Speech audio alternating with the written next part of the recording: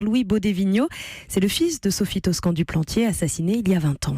Bonjour Pierre-Louis Baudévignaud. Bonjour monsieur. Merci d'avoir accepté notre invitation. Vous qui avez peu parlé depuis l'assassinat de votre mère il y a tout juste 20 ans. Vous vous êtes d'ailleurs longtemps tenu à distance de l'enquête, à distance des médias. Pourquoi est-ce qu'aujourd'hui vous avez choisi de plus vous investir ? Écoutez, ça fait effectivement 20 ans. Pendant très longtemps, j'ai été protégé par ma famille, des médias, de l'histoire, de tout ce que pouvaient en dire les médias ou les gens autour de moi. Donc je vivais mon deuil seul, en famille. Et puis mes grands-parents qui portaient le flambeau de la recherche de la vérité commencent à être un petit peu fatigués après 20 ans. Et du coup, depuis environ 2 ans, je me mets moi-même en avant pour trouver la réponse et pour rechercher la vérité et pour que justice soit faite. Pour trouver la réponse et pour qu'on n'oublie pas ce qui s'est passé et ce qui est arrivé à votre mère ? J'ai pas un besoin qu'on en parle, loin de là. J'ai simplement besoin de pouvoir donner une réponse à ma fille lorsqu'elle me posera la question. Mais papa, où est partie grand-mère? Tu me dis qu'on est en Irlande, qu'on est chez elle, mais tu me parles beaucoup d'elle. Mais qu'est-ce qu'il est arrivé? Et c'est cette réponse dont j'ai besoin. Vous aviez 15 ans en 1996, ce 23 décembre 96. Vous, ce jour-là, vous êtes en France. Votre mère est en Irlande. Son corps est retrouvé au petit matin en contrebas de sa maison. À l'époque, on vous dit tout, ou est-ce qu'on cherche à vous protéger de ce que l'on sait déjà de l'enquête ? Alors à l'époque, j'ai effectivement 15 ans. Mon père vient me rejoindre. J'étais à la campagne puisque je vais partir le lendemain avec ma mère en Afrique. Et on me dit qu'elle a été assassinée. On me dit que la police va faire son travail. C'est un endroit très calme d'Irlande. Il n'y a pas d'habitude de violence. En tout cas, c'est pas une zone urbaine. Et donc on me dit qu'il faut faire confiance à la justice, que nous sommes dans un État démocratique en Irlande, qu'on va trouver la personne qui a pu commettre ce crime affreux. On vous dit aussi qu'un suspect a été très vite identifié ou pas ?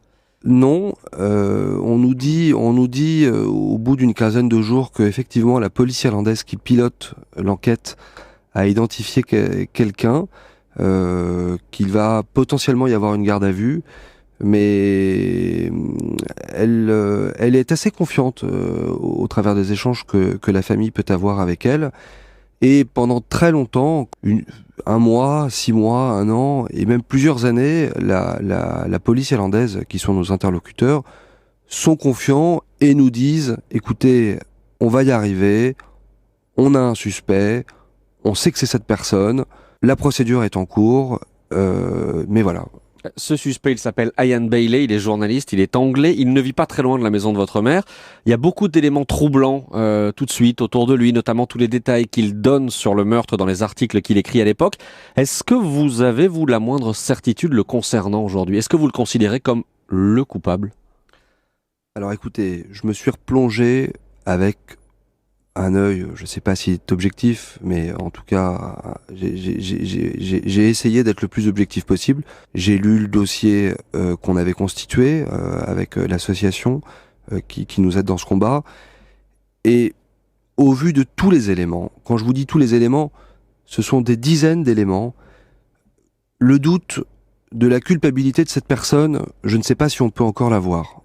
Nous avions un suspect. Aujourd'hui, il y a une mise en accusation qui a été rédigée par le juge d'instruction, le juge Gachon, et donc il est accusé, et nous avons besoin que cette personne vienne répondre à chacun de ces éléments qui portent sa culpabilité sur le crime de ma mère. Ça veut dire qu'il y aura un procès 20 ans après, sans doute dans les mois qui viennent, mais est-ce que vous imaginez Ian Bailey être extradé vers la France et venir répondre aux questions des juges français ?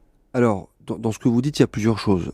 Déjà, oui, il va y avoir la procédure en France, la procédure judiciaire avance.